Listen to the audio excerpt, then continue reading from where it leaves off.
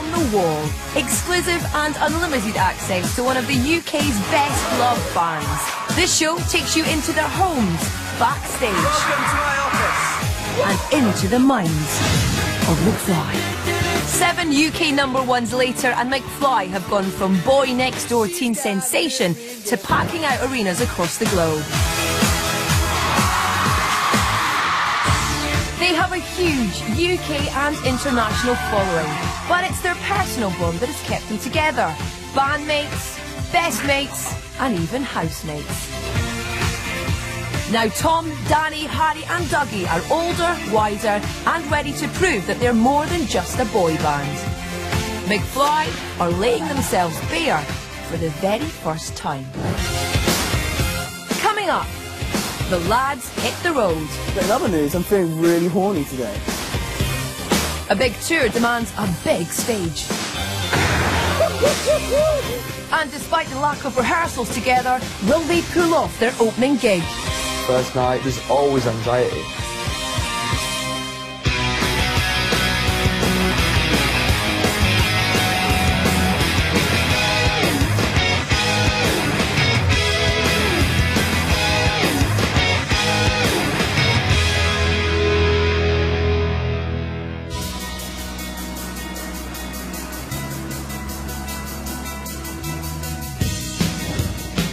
With the Above the Noise tour imminent, the last few weeks have been a whirlwind of tour and single promotion for McFly, all without their bass player, Dougie, who's been in rehab. Now he's back, but with only 3 days rehearsal before the first of the arena shows kicks off, the pressure is on. I was like, oh god, I don't know if I'm going to do this. I don't know if I can actually move my fingers fast enough anymore. Given the scale of the tour, the band have commissioned their most ambitious and dangerous stage ever, complete with pyrotechnics and special effects. To pull off a great show, they must test every element ahead of the opening night. With the whole band about to head up north to work on final rehearsals, Danny is at home talking about his love of music. Right, this is my studio. It's a bit like a time capsule. You come in here, you can spend 8 hours in here and it'll feel like 2. Danny's passion for writing music crosses all genres and has recently led to a collaboration with superstar DJ Roger Sanchez. And this is the McFly song that I did. This is a McFly tried that remix for a B-side. It's quite cool.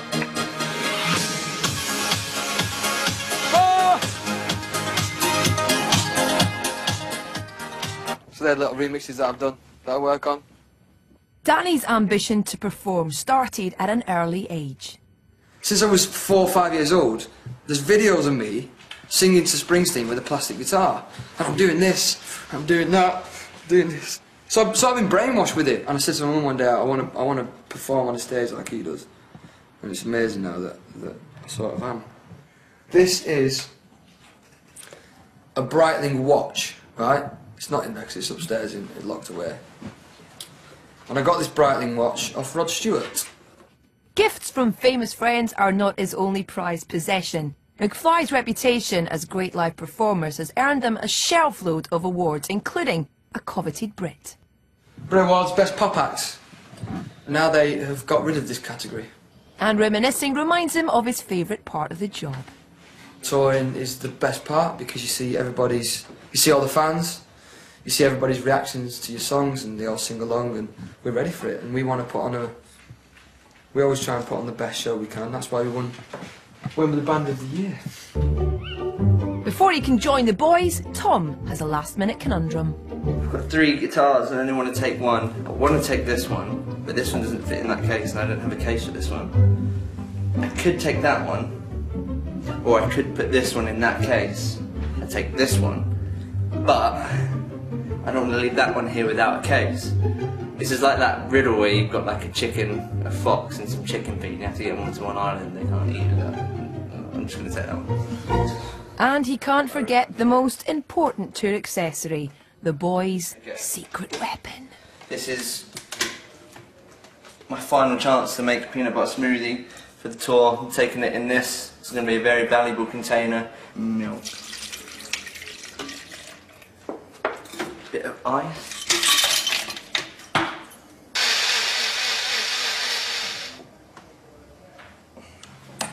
Peanut butter smoothie in a flask. And with all the essentials packed, it's finally time to get on the tour bus. This is what happens on the tour bus. You get on the bus, there's about 1 million bunks which you never use. They put all the bags and stuff on the bus. They're going to put the keyboard. The band are travelling overnight for their dress rehearsal, which will be on their very own custom-built stage. The whole concept has been designed by Tom, Danny and Harry and worked on over months of careful planning. Tomorrow, they will see those plans become a reality. You see what it all looks like for the first time, then have some lights on. That's really good. And also it's either a moment of disappointment or a moment of yes. Right. I think we normally do a run through of the set, just very rough, so the lighting guys then can see kind of exactly what it sounds like, what it looks like. Normally this show run through would come after the whole band had thoroughly rehearsed the set. Well, obviously it's a bit different this time because there's only Dougie's first rehearsal for the tour today, so a lot of it's still kind of we'll have to run things for Dougie at the time as well. Whereas normally we go into pre-production rehearsals kind of roughly knowing what we're doing, whereas we don't really know what we're doing. There's a long road ahead and only a few days to get it all right. After a short night's sleep in a hotel, the band are up early. Morning, mate. With the first night of the tour only 3 days away, the next 2 days of pre-production rehearsals are vital. We're in Wakefield. It's foggy. I've had 1 day of rehearsals. I've nailed it already. Despite his early involvement, due to his time away, Dougie is in the dark as to how the stage design has come together. I don't know anything of what's going on and stuff like that, but I think the guys did that on purpose, because I think they're kind of hoping I'm going to catch on fire from like the flames and stuff, or fall down one of the manholes or something. But in other news, I'm feeling really horny today. I think this is one of the horniest I've ever been. No, let's stay focused. And seeing the stage for the first time, Dougie is quick to give it his own thumbs up. It's like McFly meets Crystal Maze. The huge effort put into what will be McFly's most elaborate stage show has been inspired by their new, more mature sound. This album is the first time we've really consciously changed direction. Things on albums before we never really thought it through, or we just kind of naturally went that way, whereas this time we really said, right, we're going to change direction. We went and recorded 10 songs, put them to one side and started again with a new producer. And that producer was none other than Dallas Austin, famous for collaborating with artists such as Michael Jackson, Madonna, Pink and Gwen Stefani, to name a few. That looks awesome. Whoa! That's cool. Oh, that's awesome. Sexy! I'm actually in love with my drum kit. I'm properly in love with it. As part of the elaborate spectacle, the band designed a dramatic, sloping, state-of-the-art LED stage. LED stage looks amazing from here. Danny decides to give it his own special road test. Don't do this on stage.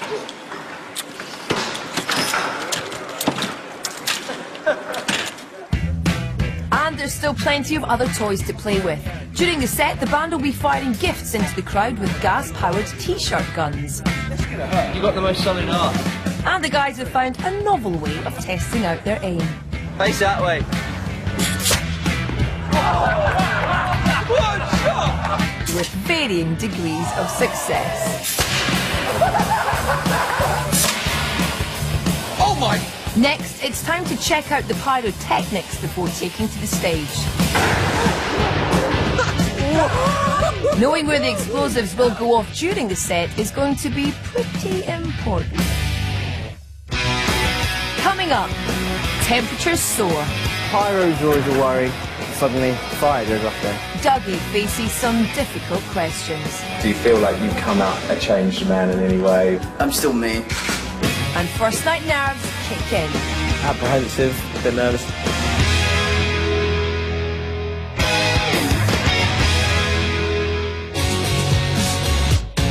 McFly are only only 2 days from starting a huge arena tour, but with an ambitious new sound and stage show, there's a lot at stake. Still to come, fan excitement builds on the opening night. And the boys' pre-show nerves run high.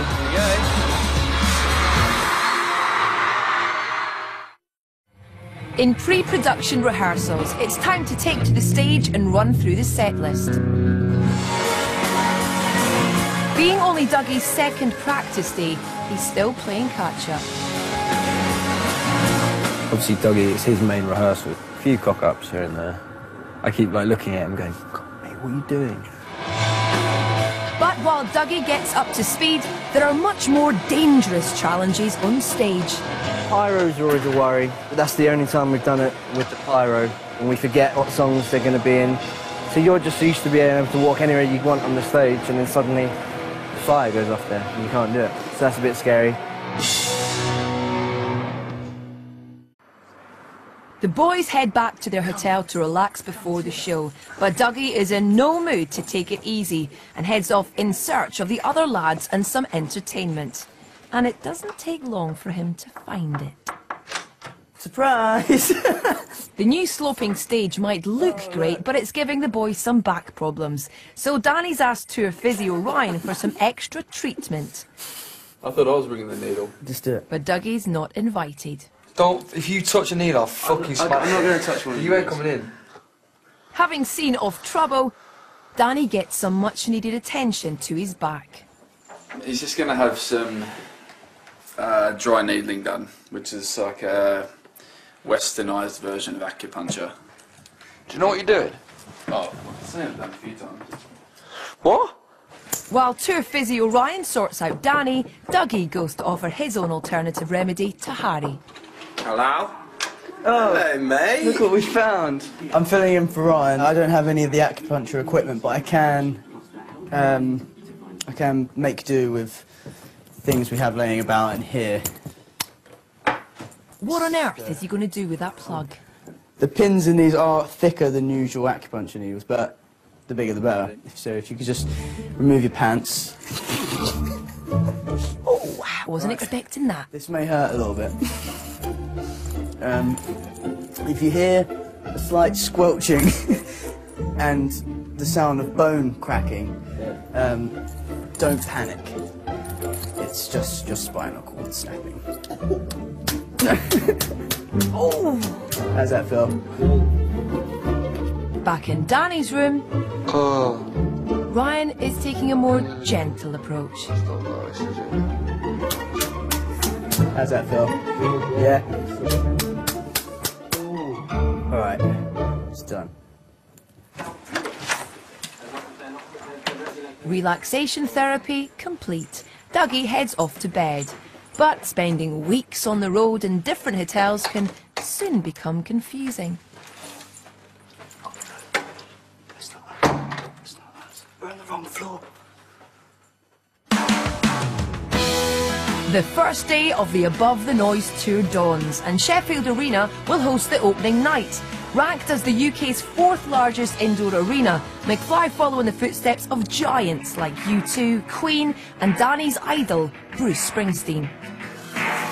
For the big day, tour bus driver Russ is up early. Day one Sheffield show tonight, so try and get it looking half decent for the boys. As ever, word gets out on where the boys are staying.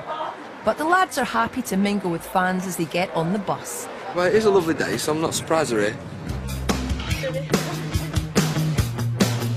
As it's the first gig, there's tons to do, so the guys head straight to the venue.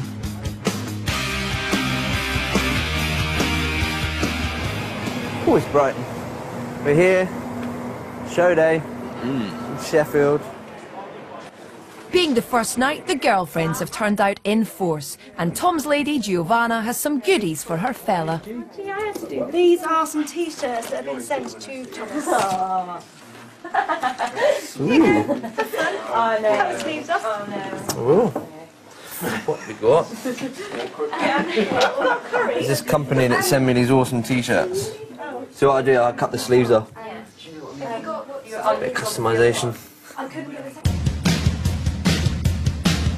Outside, the excitement is building as the last few fans file into the arena. Been to see him about 6 times now. This is the 5th time we've been. I play guitar and I'm sort of my inspiration to start learning. I just can't wait to listen to new music.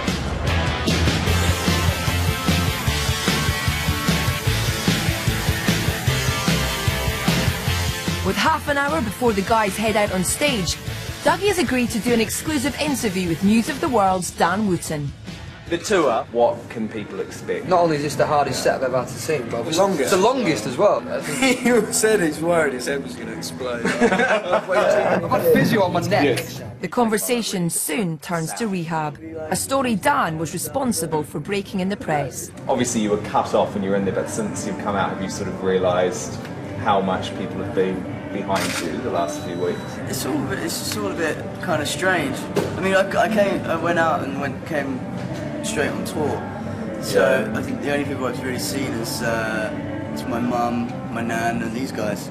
I don't really like having the spotlight on just me. I don't think any of us are really that comfortable with that because we are such a unit. So as soon as you kind of like pick one of us out, you do feel quite vulnerable. We've been together for nearly 8 years, and we've grown up together, and we've all been through things. We've all been through ups and downs. You know, all of us. Do you feel like you come out a changed man in any way, or like what sort of, you know, was it a positive experience? It's one of the best things I've ever done in my life. I'm still me, but yeah, it's definitely positive. But one of the consequences of going in is the fact that your ex has obviously received death threats and all of that sort of thing. Like, was that quite shocking? Well, I think anyone receiving death, I don't support anything like that, and I don't wish any bad things upon anybody. Tough questions over. The band are finally heading for the stage to launch the new tour and their new sound live. Here we go. And the nerves are kicking in. First night, there's always anxiety. There's always nerves about your job. Bit fidgety, like apprehensive, bit nervous. Very worried about making mistakes and not remembering the songs and stuff. I think we play better when we are a little bit nervous or when there's something at stake, you know, when things could go wrong.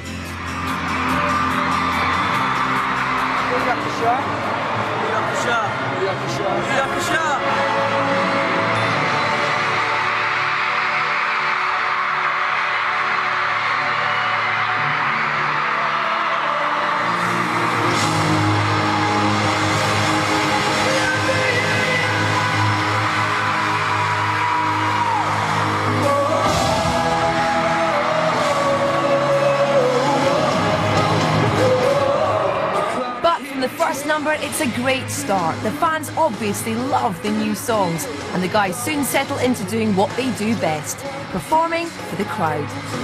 For me, it's just the actual adrenaline of playing, feeling as if we're all in it together and all having a great time. And for Dougie, despite the lack of rehearsals, that also looks to be true. Just like looking over to Tom and seeing like Tom get really into it. We still actually can't believe that we can do things like this. And the boys get to use their practice with the t-shirt guns to good effect.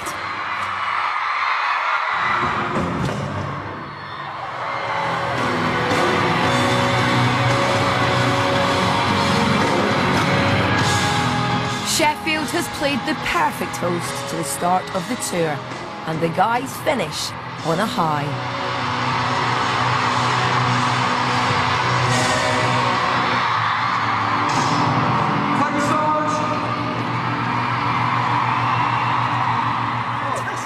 Danny, amazing job, mate. Amazing, well done. Come on. Let's go, man. Ecstatic with the crowd's response, the boys make a quick exit onto the tour bus to avoid being mobbed by fans into the welcoming arms of their girlfriends, all apart from Dougie, who has to make do with a hug from Ryan, the tour physio. Oh, you're fantastic.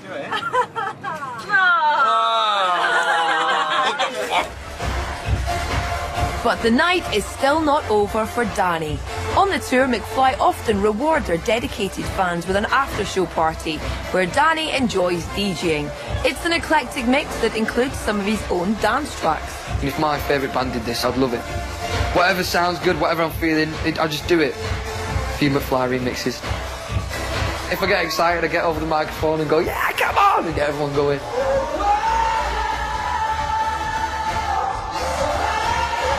And girlfriend Georgia is also there to support.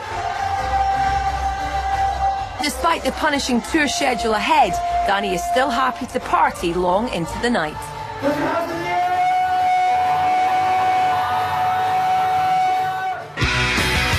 Next time on McFly on the Wall, the tour continues relentlessly across the country. The lads hit the canal for an alternative boys trip away. And Tom asks a life-changing question. Today is a very important day.